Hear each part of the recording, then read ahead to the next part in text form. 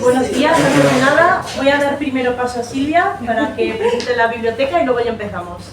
Nada, solo daros la bienvenida y recibir otra vez a Yumbe, que vamos, ya son como de la casa, ya están aquí abonadas, les vamos a poner en nómina y encantados de recibir a dos autoras que, vamos, los libros en la biblioteca casi ni paran. Se prestan reservas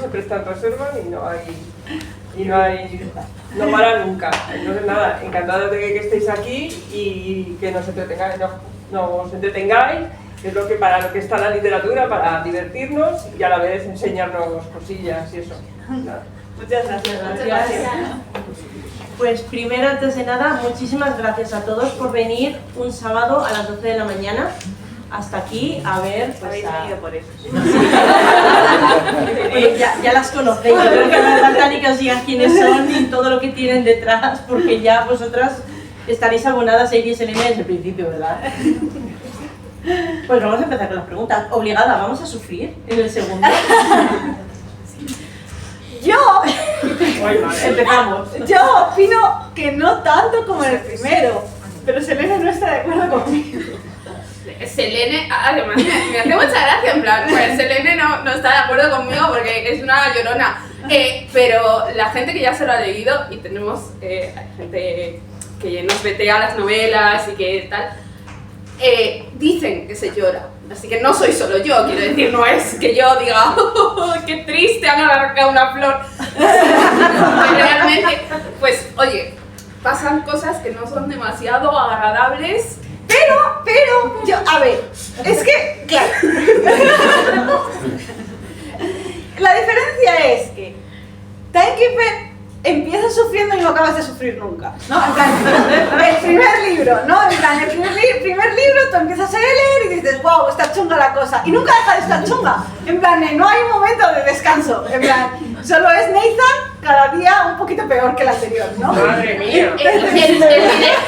Una pregunta, ¿el directo se queda subido? Vale, podréis revivir como Iria se hunde una y otra vez. Pero, en el 2, entre sufrimiento y sufrimiento, algo bueno pasa. Claro, hay cierto descanso, porque como es más gordo, si no hay descanso. No, hay cierto... A ver, no diría descanso, pero sí que la gente incluso hace bromas. Entre apuñalamiento y apuñalamiento, jaja.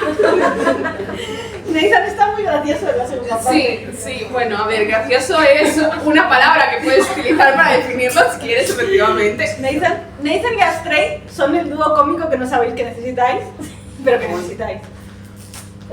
Y luego sufren, pero es que siempre se sufre. Claro, por eso digo que comparativamente con el primero yo pienso, el segundo, ¿no?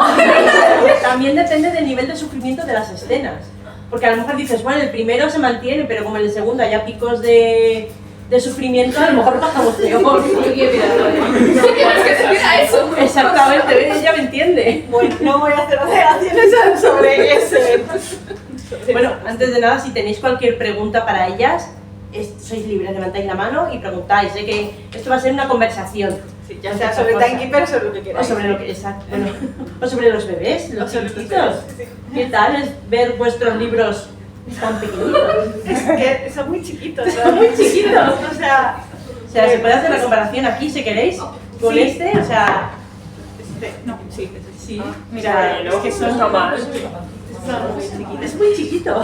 Nos hizo mucha ilusión cuando nos lo dijeron. A nosotras nos gustan mucho los libros de bolsillo, no solo porque son más baratos, que es importante, sino porque son muy cómodos. Realmente te los puedes llevar a cualquier lado y no pesan nada y demás.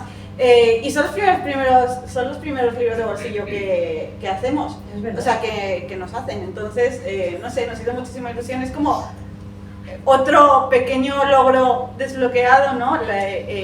Y las ediciones especiales están muy bien, pero son muy tochas, pesan mucho. Sí, pesan mucho. Entonces, está muy bien. Y los bolsillos al final son acercarlo más a cualquiera. Es además que estos dos libros, que son como muy específicos, vuelvan otra vez a las librerías y puedan alcanzar un público que en ese momento pues, no alcanzaron, ¿no? sé, que la gente esté volviendo estas historias a través de los bolsilibros, como le llamamos nosotros, pues nos hace mucha ilusión. Además le han dejado, yo lo agradezco muchísimo, le han dejado las ilustraciones interiores, que a mí me parece como algo extra, que te alegra la vista, y pensé que al ser libros de bolsillo las iban a quitar. Entonces cuando nos llegaron y vimos que efectivamente estaban, dijimos, ¡güey! Sí, además de lo que decís, es muy cómodo porque hay mucha gente que viene precisamente buscando el libro de bolsillo.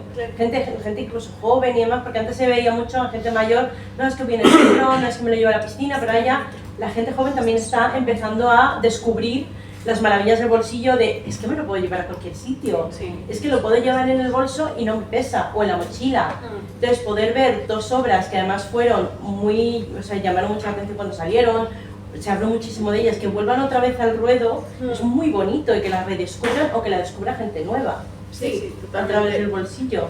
Y nosotras siempre lo decimos, y ella lo decía medio broma, pero es en serio, el hecho de que sean más baratos, porque al final los libros en este momento están muy caros, porque sabemos que el precio del papel está muy alto, entonces el hecho de poder decir, pues por 10 euros tengo un libro, pues oye, se agradece muchísimo. Sí, y además que no todos salen en bolsillo, al final se lo ponen solamente a libros que han vendido lo suficiente como para, nos vamos a arriesgar a hacer una edición de bolsillo, entonces que hayan salido, la verdad es que también es una buena manera de decir que vendéis y seguís vendiendo. O sea, que seguís siendo... Bueno, este libro en realidad pinchó un poco, ¿eh? O sea, quiero decir, nosotros hablamos de todo, pero en plan, Seremos el huracán, sobre todo comparativamente con Anne, fue un libro que, pues, al final, esto es de lo que tampoco se habla mucho, ¿no? Me parece que la gente percibe el éxito de una manera constante y es como, no, estas chicas venden muchísimo en general y no, luego el muchísimo también hay que acotarlo porque, lol, ¿sabes? O sea, quiero decir,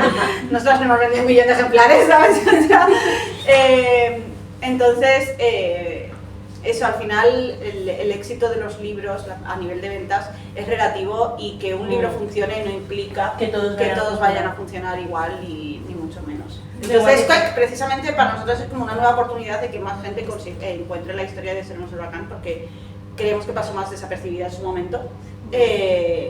Y pues ahora pueden, igual precisamente al verlo más relacionado con Anne, o quién sabe, ¿no? O sea, al final son estrategias también directamente, dicen, ay mira, pues ya, en vez de uno me llevo dos. Sí, porque al final, es verdad. Sí, es que por lo que te valdría Seremos el huracán, te pueden llevar los dos. Te llevas los dos. Por un poquito más, con lo cual está muy bien. Hay gente que, ya te digo, que es que le encanta el bolsillo.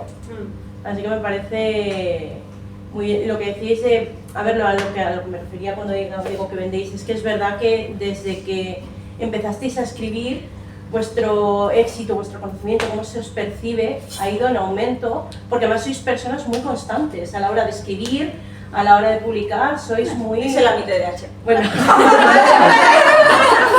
pero aún así no soy, no me quites mérito, porque no todo el mundo puede ser constante. O sea, Creo que más que constancia es una cuestión de, bueno, pues ya que estamos aquí vamos a seguir dando la lata hasta que pase algo. Y un poco de fundibilidad también. Sí, exacto. Yo creo que es más una cuestión de que al final nos gusta, o sea, quiero decir, nos dedicamos a esto porque nos gusta genuinamente escribir. Es simple y llanamente eso, y tenemos la suerte pues de que nuestras historias funcionan y tenemos la suerte de que nos leéis. Es que sin vosotros, evidentemente, nosotros no podríamos escribir todas las historias que escribimos porque tendríamos que, para empezar, compaginarlo con otros trabajos, tendríamos muchísimo menos tiempo, tendríamos muchísimas menos capacidades. Y al final es que la escritura es tiempo, es que no hay más, entonces precisamente podemos crear tanto y tener esa constancia gracias a que hay un público que recibe esas historias. Si fuera por nosotras, evidentemente nosotras podríamos tener las 300.048 ideas que tenemos a diario, pero no podríamos desarrollarlas todas. Sí, al final... Y aún así no podemos, pero... Y al final también, bueno, sí que es cierto que hay un papel de la constancia en el hecho de, precisamente porque llevamos tantas novelas detrás, pues obviamente tenemos un backup ahí, algo que nos salva y que nos permite seguir escribiendo y seguir dedicándonos a esto. Pero es muy difícil, esto es lo que normalmente no se cuenta, ¿no? Lo difícil que es llegar a poder vivir de esto Y el hecho de que muchas veces cuando empiezas tienes que compaginar 300.000 cosas al mismo tiempo, porque tienes tu trabajo y tienes que escribir y tienes que hacer promoción. Yo me pasé, y Iria también, años de nuestra vida sin tener un fin de semana para nosotras, porque estábamos escribiendo, pero teníamos nuestros trabajos y llegaba el viernes y tú salías de trabajar y te tenías que meter en un avión para irte a otro lado. Entonces, al final es muy duro. Yo recuerdo que una época que estudiaba, trabajaba y escribía. Efectivamente. Más presentaciones, más... Claro, Exacto. o sea, Sí, era constante, estudiar, o sea, quiero decir, nosotras empezamos a poder tener, vamos, yo dejé mi trabajo para apostar por la escritura, es decir, todavía no era, sé que puedo vivir de esto holgadamente, sino que es una apuesta que tú hacías, Sí. de voy a intentarlo. En 2020, a finales de 2020, después del ERE de la pandemia, yo me reincorporé y luego lo dejé. Y eso fue hace pues, Relativamente poco. 4 años y 4 años, poco, sí. ¿sabes? O sea, para cuando pasa 2020 ya llevábamos 17, creo, novelas publicadas. Claro, es lo que le comentaba a Mónica desde empezar, que lleváis muchos libros para la edad que tenéis. También es verdad que parecemos más jóvenes. Es impresionante. No, ya, bueno, pero es impresionante, me refiero, que no, la gente no... Es porque somos gays. ¿Vale? Quiero decir, parecemos la eterna juventud de la prueba es esa. O sea, quiero decir, no, en plan de no. Pero sí que es cierto que, por ejemplo, cuando nosotras vimos a gente en redes sociales que va a sacar su primer libro y dice lo dejé todo por la escritura, seguid vuestros sueños, Hay que ser un poco... es horrible, en plan, porque es como estás mintiendo a la cara de muchísima gente. Sí, ya. Esto le pasa a una persona de cada 2.000, 3.000 personas. Ya. Hay muchísima gente y nosotras conocemos a mucha gente dentro del mundillo que está quemadísima porque tienen su trabajo 8 horas, salen de trabajar y dicen, bueno, pues ahora me pongo un rato a escribir, o se levantan a las 6 de la mañana para escribir un rato y luego se marchan a trabajar, y al final desgasta muchísimo. Y creo que desde fuera no se ve tanto todas las cosas que tú dejas de lado para dedicarte a esto y para intentar tener esta carrera exitosa que te venden. Se romantiza mucho. Se romantiza muchísimo la escritura. Y la verdad es que... No la escritura, sino la publicación. La publicación. Que sí. son dos cosas que a veces se nos olvidan, que son cosas Son diferentes. diferentes. Pero yo creo que la escritura también se romantiza. El hecho de... Hay mucha gente que cree que no lo pasas mal cuando escribes. Escribir es un proceso de pasarlo un poquito mal. Sí. Y también es De ponerte a prueba también. de mucho. ponerte a prueba, de hacerte muchas preguntas y de encontrar tu método de trabajo, porque hay mucha gente que piensa que solo hay un método. Y es, tú escribes todos los días y de ahí a la fama. Sí, que Y es te como- sientas, José, la pluma, el bolígrafo, lo que sea, y es lo que sale, ¿no? Y es como, no, hay gente que no tiene el tiempo. No puedes, por ejemplo, pensar que una madre soltera va a tener el mismo tiempo para escribir que alguien que no tiene ningún tipo de responsabilidades. Entonces es como, la escritura también se romantiza mucho. Y la publicación todavía más. Y además Por que eso son cuando cosas muy hablas de la pasadas. constancia y tal, nosotros tenemos el privilegio de poder ser constantes. O sea, quiero decir... No, hay gente que se pone plazos, que dice, pues lo que decía Selene, pues yo me levanto todos los días a las 6 de la mañana, escribo 2 horas y luego me voy a trabajar. Hay gente que tiene como esa constancia de quiero hacerlo porque quiero seguir rodando, pero no saben, hay gente que lo romantiza y dice, uy, qué bonito, no, eso es muy complicado. Y hay gente a la que le funciona eso. Claro, Pero hay otra que no. gente a la que no le sirven los horarios. Yo. O sea, yo si intento tener horarios, lo más probable es que, o sea, Lo que te bloquees. claro, o sea, es verdad, o sea, Sí, sí. de hecho una cosa que llevo contando desde que nos dedicamos a esto, es que yo no soy capaz, no entendía que esto, por qué me pasaba, ¿no? Pero yo siempre decía, yo no soy capaz de ponerme a escribir si no sé que tengo el tiempo de terminar de escribir lo que quiero escribir. Entonces yo siempre escribo por bloques que son los capítulos. Si yo no sé que tengo el tiempo de empezar el capítulo y terminar el capítulo, no soy capaz de ponerme a escribir.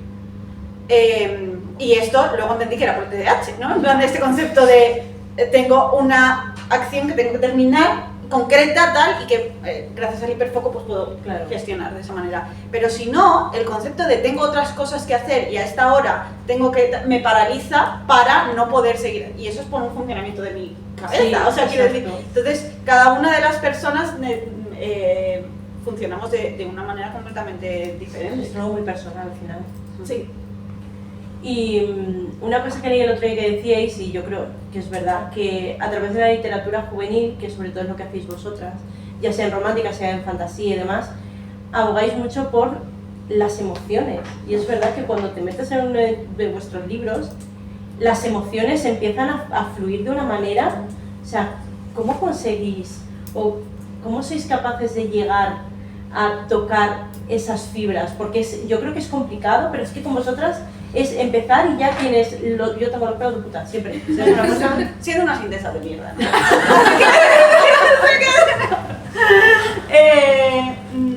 No, realmente es que es la manera en la que nos gusta escribir, o sea, siempre hemos defendido esa, o sea, sí que es verdad que es algo que es muy personal nuestro, sí. Y es nuestro estilo de escritura, cada autor tiene uno, y yo creo que nuestros libros no son para todo el mundo, es decir, si te gusta eso, perfecto. Si no te gusta eso, la reseña va a ser ay, es que es muy lento, no pasa nada, porque son solo los personajes pensando cosas. Bueno, en plan de que bueno, o sufriendo. En plan de sufriendo, ¿no? Entonces, yo creo que no es para todo el mundo, pero sí es la manera en la que nosotras queremos, hemos escrito siempre y seguimos escribiendo, y aparte ya a estas alturas de la vida, quiero decir, tu estilo evidentemente evoluciona, no escribimos igual al principio. Sí, pero hay una base. Claro, pero ese modo de escribir, aunque el estilo cambie y evidentemente lo adoptes a unas historias, en plan, a una persona, a una estructura, a una ambientación, etcétera, y lo modificas en cada uno de los detalles, todo eso puede cambiar, pero lo que hace cada autor tiene algo que hace único sus historias, y lo nuestro es esa perspectiva emocional y más centrada en la psicología de los personajes que en el resto de cosas. Por supuesto que te estamos contando, porque al final hablamos de fantasía, tenemos muchas tramas de fantasía, muchas tramas de ciencia ficción y demás, en los que más se nota que nuestro estilo es puramente así es quizás en los contemporáneos, porque es que no hay nada más, en plan de genuinamente es... Sí, hay una historia por ahí de fondo, pero ni siquiera nos interesa tanto, ¿no? Pero en las otras sí que hay una trama, hay una intensidad en esa trama, hay unas acciones, etc. Y hay sucesos, en plan... Yo siempre tengo la rayada de... Pero no pasa nada. En plan de luego la gente dice, pues si pasa un montón de cosas ya, pero... Y no sé, a nosotros nos gusta escribir así, es porque es lo que más nos interesa a la hora de desarrollar personajes. El hablar muchas veces de identidad, muchas veces de emociones, porque al final las emociones son las que conectan a los seres humanos, ¿no? O sea, no dejamos de ser seres sociales, incluso la persona más antisocial. Es que aquí ha sido súper dormida. Yo estoy aquí asistiendo y... Por alusible. Pero ella lo enarbola así. O sea, quiero decir, no es un ataque, es su definición. O sea, quiero decir, entonces, sí, es eso, al final nos conectamos desde las emociones, y sobre todo lo que nos interesa cada vez más es explorar, porque yo sí que creo que ha cambiado mucho desde nuestros primeros libros. Al principio de nuestros primeros libros, todos los personajes protagonistas, al menos intentaban ser perfectos. Excepto Smile, que siempre fue un idiota, pero trataba de no serlo, llega a un punto, ¿no? Pero o sea, no lo conseguía. Bueno, pero estaba en el desarrollo, ¿no? Pero no partía tanto de la perfección, ¿no? Pero sí que era como el bien, ¿no? En plan, había una gran diferenciación, por ejemplo, si tú ves Secretos de la Luna Llena o Maravilla, hay una gran diferenciación entre los buenos y los malos, ¿no? O sea, era todo como más polarizado quizás. Y sencillo, sí, más simple. Y cada vez nos sentimos como más atraída hacia los grises y los personajes un poco más conflictivos, personajes imperfectos, personajes como que a veces no gustan en absoluto, como Lilith. No sé cuántos detractores o amantes de Lilith hay aquí. ¿Los detractores pueden levantar la mano? Oh, Bueno, no hay tantos. no, ¿Y la gente que quiere a Lilith? Oye, Ha ganado por primera vez en esta ronda. O sea, quiero decir, no, en plan... vuestro gusto es cuestionable, pero... La Hay gente que es diferente. O sea, hay gente que la ama y la odia, pero nos interesa mucho cómo es el desarrollo de este personaje, ¿no? En plan... Yo creo que es que lo que pasa es que nuestros primeros libros de fantasía bebían mucho del cuento de hadas. En el cuento de hadas hay una diferenciación muy clara entre los buenos y los malos. Tienes a la princesa y tienes a la bruja, que es esta diferenciación que es terrible, pero es así. Y de alguna manera, en los últimos años, según nos hemos vuelto más pesimistas, yo creo, pues No, hemos... porque en el fondo nos hemos vuelto más cínicas, creo. Puede ser. O sea, quiero decir, en el fondo sigue habiendo una intencionalidad en plan de que los libros sean esperanzadores, pero... Sí. Bueno, tengo opiniones. En algunos quizás no, pero... Esto es lo bueno de cuando... quizás no. Esto es lo bueno de cuando escriben dos personas que pueden tener ideas muy contrarias. Ella considera que nuestros libros son esperanzadores, yo creo que bueno, Eso pasa esto. hay cosas. Depende del libro, sí. No, hay un poquito de esperanza. Pero yo creo que es eso, nuestros primeros libros al final partían mucho del cuento de hadas, lo podéis ver si habéis estado desde el principio, si habéis leído por ejemplo Alianzas, hay mucha temática de cuento de hadas, mucho leitmotiv de cuento de hadas. Maravilla, obviamente, parte mucho del cuento de hadas, mientras que nuestros últimos libros ya parten de otras cosas, parten más de, yo creo que del mundo real, están más conectados al mundo real y cómo vemos nosotras el mundo a través de nuestros ojos. De los conflictos emocionales. Exactamente, de que el De mundo la al realidad final... del ser humano al final. Sí, Porque... exactamente, que nadie es completamente bueno y nadie es completamente malo, esto lo podemos poner entre interrogantes. Pero sí que al final hay como, nos movemos ahí y pues al final es lo que decía, se dice en el eco del destino de siempre vamos a ser los héroes en nuestro propio relato y probablemente seamos los villanos en relatos de otros. Y esto es así. Sí, porque al final cada uno también tiene su experiencia. Sí, exactamente. Y creo que había una pregunta. Sí, yo tengo una pregunta. A la hora de cargaros un personaje, Ya salió. Ya no no, Madre mía. ¿hay discrepancias? 24 minutos, bueno, no aguantamos. ¿Hay discrepancias o estáis de acuerdo? A veces hay discrepancias, a veces hay sorpresas, no viene por nadie. Y a veces La de vuelta del ataque, por lo de Andrés. y a veces lo tenemos claro desde el principio. Bromeamos mucho con esto, hacemos mucho, actuamos mucho sobre esto y lo llevamos a la parodia, pero es cierto que hay veces que decimos, vale, este personaje está aquí para morir. Tiene la cruz ya desde el principio. Sí, esto es así.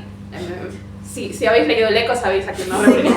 En plan, ese personaje se Y creó aún así no sabéis todos para los morir. personajes que se han creado para morir en el colegio. Bueno, No viene en el segundo. Es broma.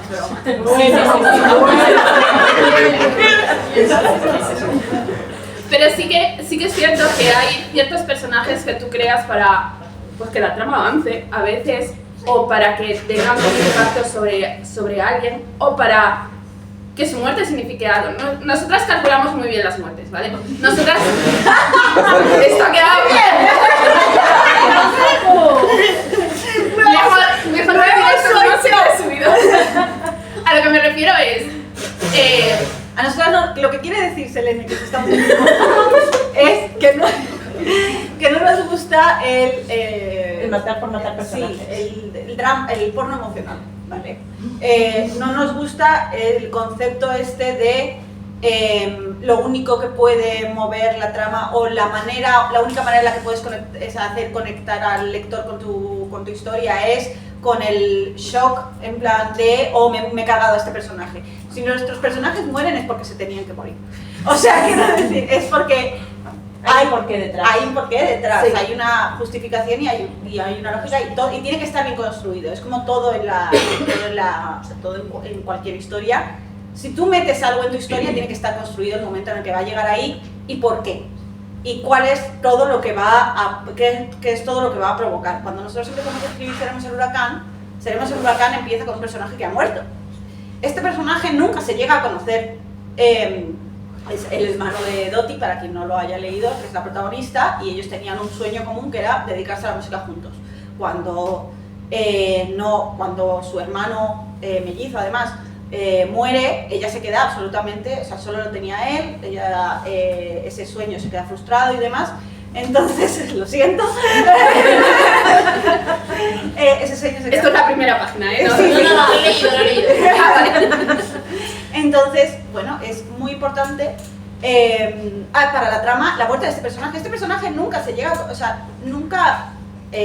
Conectas con él, no lo conoces. no lo conoces de nada, pero conectas con él a raíz de lo que piensa Dottie de él, los recuerdos que tiene, etcétera. Es como siempre, o sea, Tío no existe y al mismo tiempo siempre está presente en la trama. Esto es algo que pasará con cierto personaje que ya sabéis que ocurrió en el primero, de Timekeeper, en el segundo. Ese personaje ya no está, pero está constantemente en la trama, en las narraciones de todos los demás. Alguien ha habido caras de no, por favor. No. Volvemos entonces a vamos a sufrir mucho. Al final Selene tiene razón. Yo lo advertí. Pero porque además nos encanta hablar del duelo, porque el duelo es una cosa que nadie gestiona de la misma manera. Que ese es el tema principal de Seremos el Huracán, de hecho. O sea, la gestión del duelo y la gestión emocional de una pérdida y luego todo lo que implica es uno de los principales. Pero siempre está en nuestros libros, sobre todo cuando un personaje fallece. Entonces nos lo pensamos mucho, la respuesta aquí es, nos lo pensamos mucho, debatimos mucho, hay veces en las que tenemos muy claro y hay veces en las que yo cojo a Selene y le digo a Selene, tú no lo quieres aceptar. Y hay veces en las que Selene me coge a mí, porque claro, o sea, lo que suele pasar es lo siguiente, ¿vale? ¿Qué va? Yo digo, pues este personaje tendría que... Y entonces Selene dice, no. Y entonces... yo tengo unos buenos argumentos y convenzo a Selene. Y entonces llega el momento crítico a la hora de escribir la historia donde efectivamente tienes que hacerlo. Y entonces yo digo, ¿y si no? Me da mucha pena. A veces. Pero ha pasado varias veces. Ha pasado varias veces. No, lo que pasa es que Iria se encariña mucho con los personajes. A mí si me dices, este personaje tiene que morir y me convences, yo digo, vale. Y me vuelvo una persona muy pragmática. Y entonces digo, no me voy a encariñar con este personaje, es lo lógico, porque si voy a tener que dejarlo ir, pues para que me voy a romper el corazón. Pero ella no. Ella se encariña con el personaje y cada vez que ve más del personaje, ay, es que, jope, a lo mejor no deberíamos. Y es como, ya hemos tomado la decisión. Ahora no puedes dejarlo. Ahora no me lo cambies. Exacto. Entonces, ¿quién es más culpable?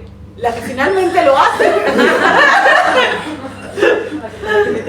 Ahí echando balones fuera. Creo que a la que se le ocurre la idea, no sé. No, porque hay tiempo para el arrepentimiento en mi caso, pero tú no das igual. O sea que... ¿Tenemos preguntas? En general, ¿cómo es el proceso creativo de escribir un solo libro entre dos personas? Nunca nos han hecho esta pregunta. A ver, nosotras tenemos un proceso creativo muy concreto, que es hacer una partida de rol previamente. Nosotras cogemos, o sea, hacemos antes que la partida de rol, hacemos un brainstorming total de qué queremos contar, cuál es el mundo, cuáles son los personajes, y creamos todas esas bases teóricas sobre la historia.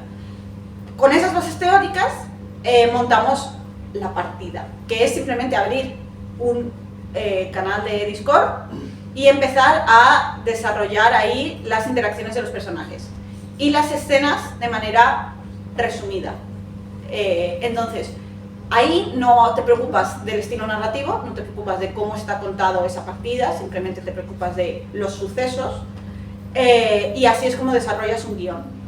Y luego de ese guión ya pasas a escribir la historia. Sé que parece así como muchas cosas, no es tanto. En verdad, en la parte de roles, el fangirleo total, Claro, real, entonces, nosotras siempre escribimos mucho más de lo que vosotros veis en los libros. Me ha hecho gracia, como has dicho, es la escena resumida. Bueno, Hay opiniones al respecto, porque a veces una escena se nos puede ir a 20 páginas. sí, pero me refiero a que luego normalmente las escenas igual son 2 archivos dos páginas de Word, pero se convierten en 7 a la hora de narrarlas. No sé si me explico. Depende de la escena. También hay escenas que nosotras escribimos y que nunca llegarán a ver la luz. O al revés, a veces nos quedamos cortas y decimos, hemos pasado muy por encima de este personaje, por ejemplo, tenemos que desarrollar alguna escena más, porque si no va a quedar muy descompensado. Al final, cuando lo ves escrito ya en Word y ya narrado, ves cuáles también son las faltas que no ves cuando estás fangirleando, obviamente, y cuando estás diciendo, oh, mira qué monos estos dos, bueno, venga, vamos a escribir 7 escenas que no van a aparecer en la novela simplemente porque... 7 escenas. ¡Ja! O 15. O 15 O sea, más, o historias enteras. el otro día calculé cuántas palabras solo de partida de rol tenemos de Adam y Nathan previo al comienzo de la novela. Son, o sea, lo vi el otro día y eran 30.000. 30.000 palabras, no páginas. Exacto, 30.000 palabras. Solo del previo.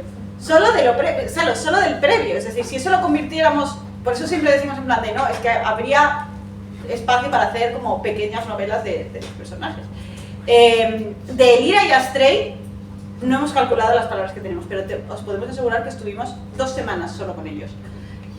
Para algo que no vais a ver en el segundo libro, es decir, es simplemente... Ya les estáis quitando el momento. Es simplemente, o sea, en el segundo libro se cuenta, pero no se ve todo lo que pasó. Se cuentan detalles de su historia previa, de cómo ellos se conocieron y tal y cual. Y era algo que necesitábamos ver muy bien, nosotras sabíamos en base, y era algo que 50% necesitábamos ver para el desarrollo de del segundo libro, y 50% simplemente queríamos fangirlear. Entonces nos dedicamos 2 semanas enteras simplemente a ver qué había pasado con ellos previamente en la... Da mucha rabia porque luego efectivamente eso lo resumes en una frase, en plan, hay una frase que se dice, ahí X persona guarda las cartas que nos escribimos, y tú dices, vale, guardas las cartas, pero es que nosotras hemos visto las cartas, son, pues igual 30, 40 páginas que dices, bueno, pues esto no va a aparecer nunca en la novela, pero aquí estamos nosotras fieles al plot y a Eran unas cartas desarrollar mejor, personajes. eso Sí. Eran unas cartas mejor. Lo que pasa es que después del roleplay que nos hemos ido, después del rol lo que hacemos es, normalmente nos dividimos a los personajes, porque todas nuestras novelas están narradas desde diferentes puntos de vista, excepto Anne. Y lo que hacemos es, pues, como tenemos a los personajes, pues ya nos dividimos los capítulos. Y vamos escribiendo y vamos retocando ese rol para que tenga más lógica de lo que normalmente tiene cuando lo acabamos. Para esta división de personajes, ¿tenéis algún criterio según cómo es cada una y cosas de cada personaje? La que sea más rápida.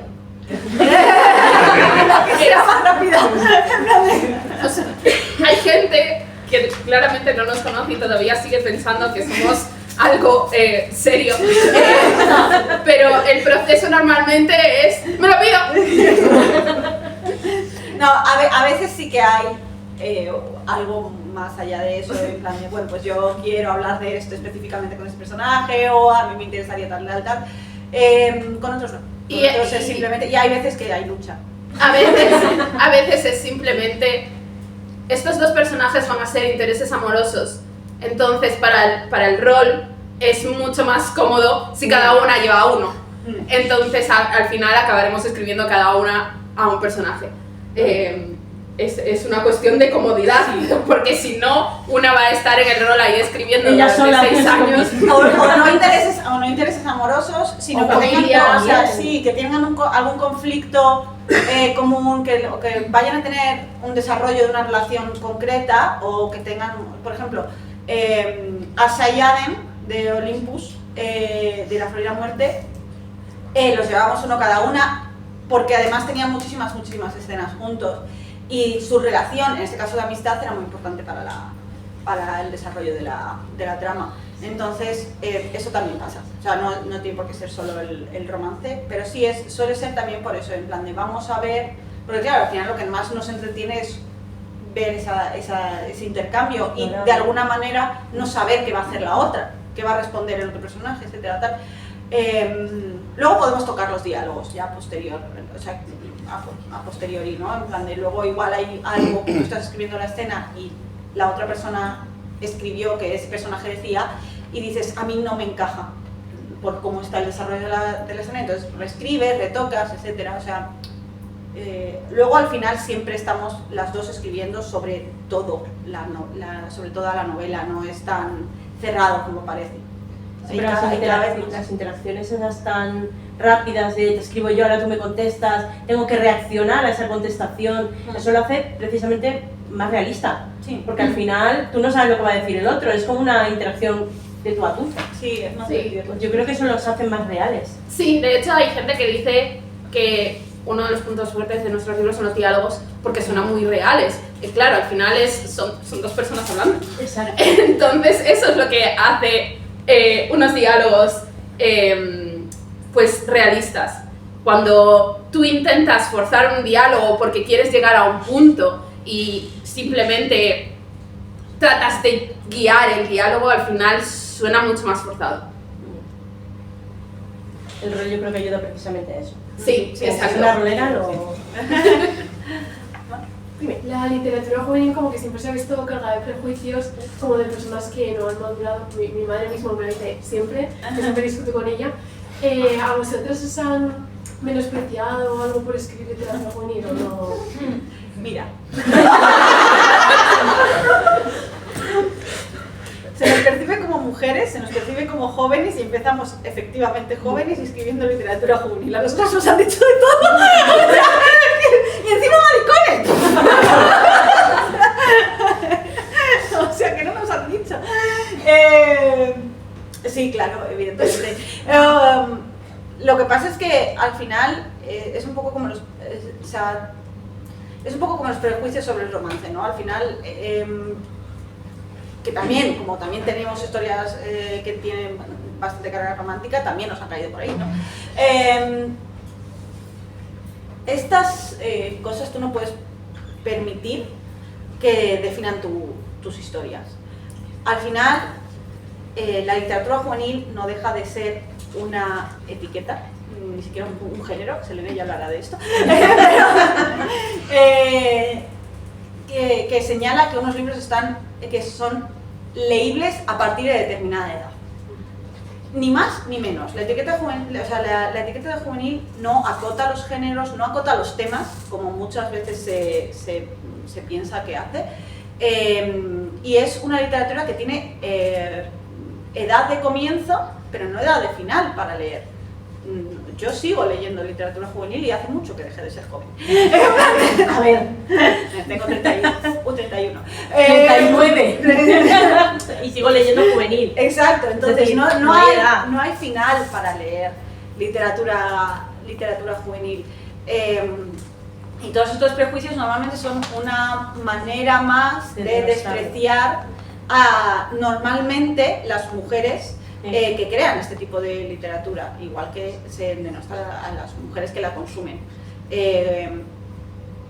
Es una cuestión mucho más estructural y patriarcal de lo que la gente piensa que es. Entonces, bueno, ante esto simplemente queda seguir escribiendo cada uno lo que nos salga de las narices.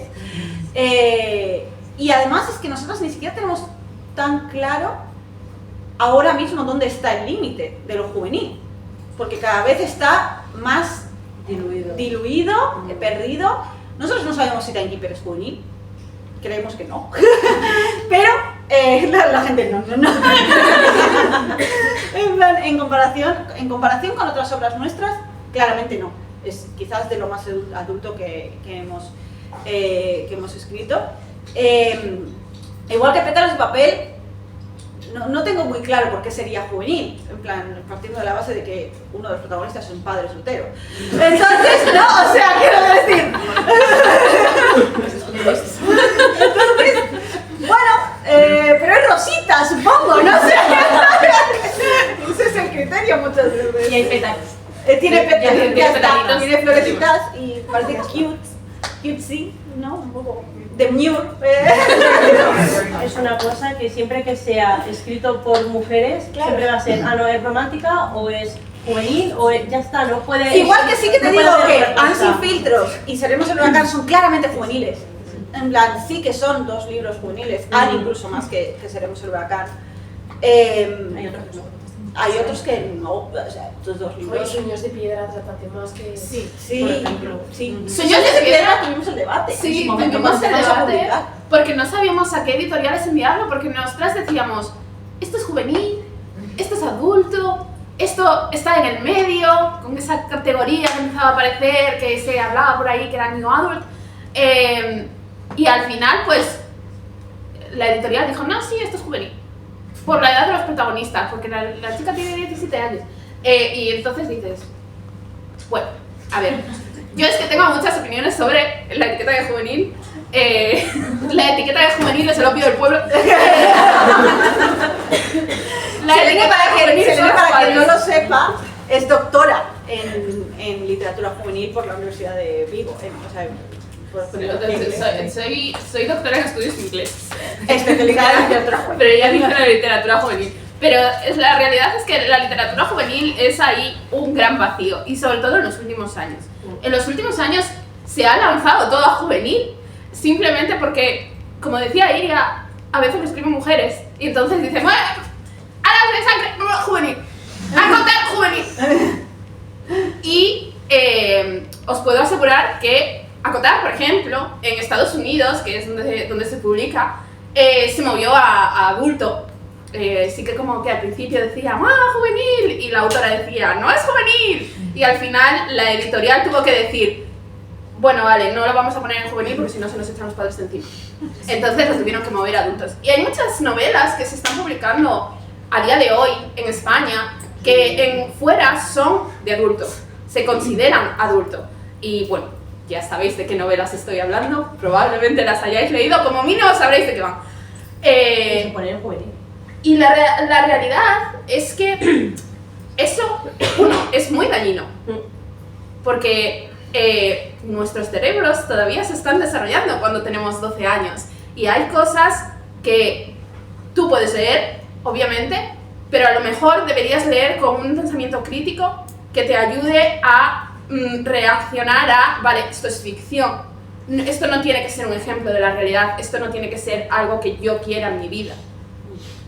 Entonces, hay que tener mucho cuidado con cómo se está categorizando hoy en día juvenil, que es un cajón desastre. Vamos a meter todo lo que no podamos vender en otro lado. Y la realidad es que, como la etiqueta de juvenil está vendiendo por encima de sus capacidades y por encima de cualquier otra etiqueta, a las editoriales les conviene meterlo ahí porque dicen, si lo meto en juvenil va a vender más. Y en las librerías también. Y las librerías, claro. O sea, Las grandes si tú acostumbras a un sector de la población a que un tipo de libros están en una sección de la librería, van a ir a buscarlo ahí.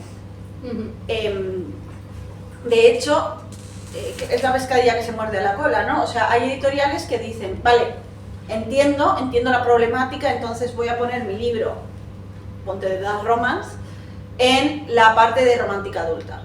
Pero es que como las lectoras se han acostumbrado a que esos libros están en juvenil, no lo encuentran. Entonces la editorial dice, está mal colocado, debo de volver a ponerlo ahí porque si no las lectoras no lo van a encontrar en el espacio en el que yo quiero que lo encuentren.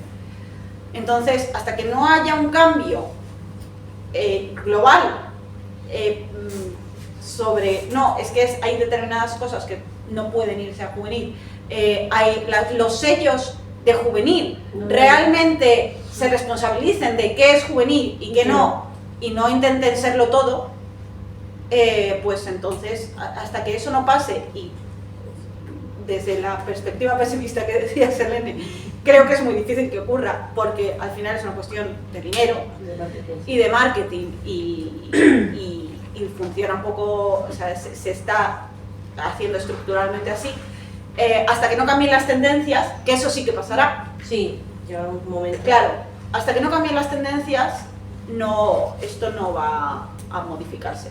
Las tendencias van a cambiar, es decir, ahora se lleva esto como dentro de 3 años, pues igual probablemente estemos hablando de... ahora estamos viendo las distopías, no creo que las distopías la gente, mientras se destruye el mundo, se dedique a estar en las esquinas forniciando, pero todo se puede ver, todo se puede ver, no sé, en plan de, quiero decir, sí, realmente, sí, estoy segura de que lo vamos a ver, bueno,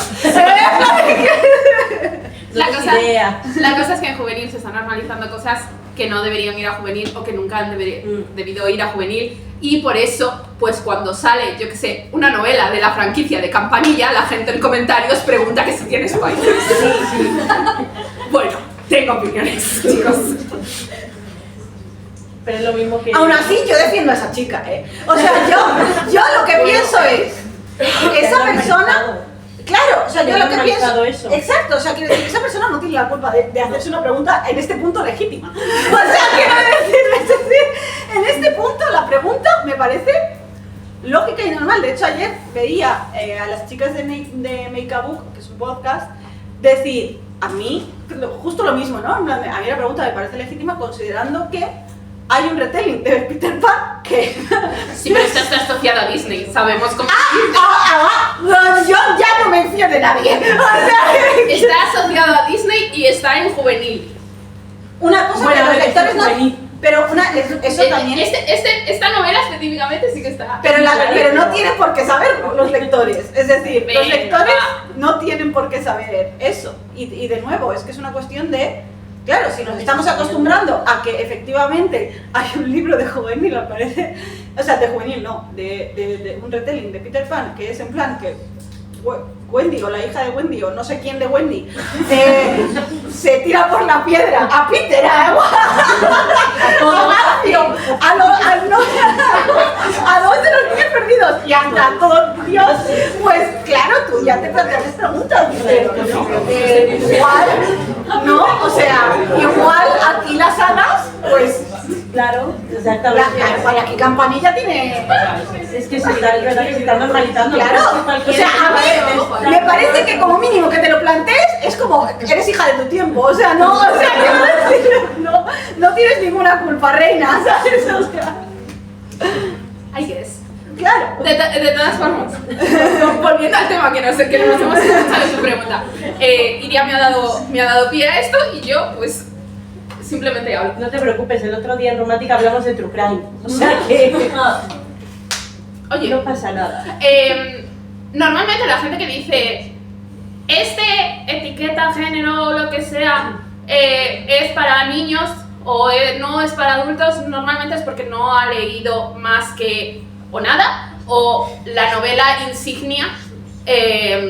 Por ejemplo, cuando la gente decía no, es que la romántica juvenil y solo se había leído Crepúsculo. Hombre, no puedes juzgar toda la romántica juvenil por Crepúsculo, por mucho que haya marcado a una generación. Sí, eso es verdad. Claro, lo que pasa que ahora, eso, tú vas por ahí, tú ves, a lo mejor, Seremos el huracán y al lado ves Hunting de Lane, o ves cosas que dices, a ver, no. Pero se está normalizando, por desgracia, pero igual que el manga tú vas, está todo mezclado. Ah, sí. Y encima, que yo lo que digo, tío, a pie de niño. ¿Cómo puedes poner Ville Alex, que es a pie de niño? No, yo no lo veo. Que conste, yo tengo que decir que las cubiertas a veces no ayudan, porque yo a veces... Pero pones solo adultos, o sea, que hay un cartel así, entonces dices... Yo a veces veo un libro y digo, ¡ay, qué cubierta más mona! Y lo abro y... Ok, vaya, sin nada. No, pero por eso, yo por ejemplo sí que es verdad que lo reviso mucho. Yo soy que esté a pie de niño no... Claro, pero no es, o sea, quiero decir, el librero, además con el nivel de novedades que hay muy ahora loco. mismo, es muy complicado que el librero pueda evaluar y colocar bien. Es muy difícil. Como Como tengas una tienda un poco espaciosa Sí, claro. y te dediques al manga es muy complicado. al manga o lo que sea, eso quiero decir, es Pero el manga imposible es que más tú visual, sepas. entonces Ah, bueno, ahí a la hora revisar, de sí. revisar de que venga un Revisar niño. es fácil, pero dices, "Ostras". en literatura no es fácil. En literatura no En es literatura fácil. no es fácil, sobre todo eso, No te lo pone con por el las nivel editoriales de tampoco. lanzamientos que hay, es decir, es una cuestión de las editoriales tienen que empezar a catalogar mejor. Pero Sí. esto, total, Pero sellos de para lujo. decir que sí, que no sale, que todas las de juvenil, o las que se nos catalogan juvenil, lo escuchamos constantemente y a esta gente solo hay que dejarle, que gritarle a la pared. En plan, esta gente es como el meme este del abuelo Simpson gritándole a la nube. Bueno, pues que grite. ¿Sabes? O sea, quiero decir, no hay más. De todas formas, esto también te digo, es un suceso cíclico durante la historia. Cuando la literatura juvenil todavía no estaba demasiado asentada, lo que se decía es, ¿lees fantasía y ciencia ficción? Buah, pero esto es para niños. Sí. Entonces, al final siempre vuelve, pero con otras etiquetas. Y luego hay una cuestión, pues lo que decíamos, ¿no? En plan de misoginia y de patriarcado, de despreciar absolutamente todo lo que esté más o menos relacionado con las mujeres. Entonces, si el público mayoritario de estos son The Girls and the Gays, ya no nos gusta. Si es lo mismo que pasa con, yo qué sé, cuando pasaron los conciertos de Taylor Swift, ojo, he estado 53 minutos sin mencionar. Muy bien. Cuando pasaron los conciertos de Taylor Swift, las Swifties éramos lo peor, la habíamos montado la de Dios, esperando para los conciertos. Eso sí, luego para los partidos de fútbol, que la gente literalmente meaba en las calles y se subían encima de los... Eso sí, eso, los chicos que hagan lo que quieran. No, eso no es... Esto es igual, pero con literatura. Es que siempre puedes sacar a Taylor Swift para... Siempre, o sea, siempre habrá una buena manera que te enseñará. Han sido los 53 minutos más interminables de toda mi vida. Es que ella tiene lecciones para todos, ¿no? O sea, quiero decir, ella no debería ser una gurú en este punto. Que de hecho ya lo es, pero... O sea, A ver, hablando de Taylor Swift. a este punto de la conversación quería llegar. Si la banda de Wizard hubiese compuesto una canción de Taylor Swift, ¿cuál sería? Oh. Vale, yo voy a decir... se me acaba de ir el Sale aquí. ¿Eh? Como Sí, o sea, estoy pensando la que quitó del setlist de... Invisible String. No, Long la que... de Speak Now. Live. Long Live, exacto. En plan, estaba en plan de jope, y estaba sonando en mi cabeza, pero no. Long Live, probablemente, sí. Es que Long Live es muy... A mí siempre me recuerda a los Wizards. Es perfecto. No se puede morir. ¿Eh? Demasiada emoción, no. ¿Más ¿Tenéis más preguntas? preguntillas? ¿No? Bueno, pues vamos a pasar a que les firméis, que es lo que quieren, y a por la postal. Bienvenidos todos por eso. Muchas gracias por haber venido. Nada, Ya sabéis que aquí siempre sois bienvenidas. Muchas gracias por la charla. Muchas gracias a todos por venir y todas vuestras.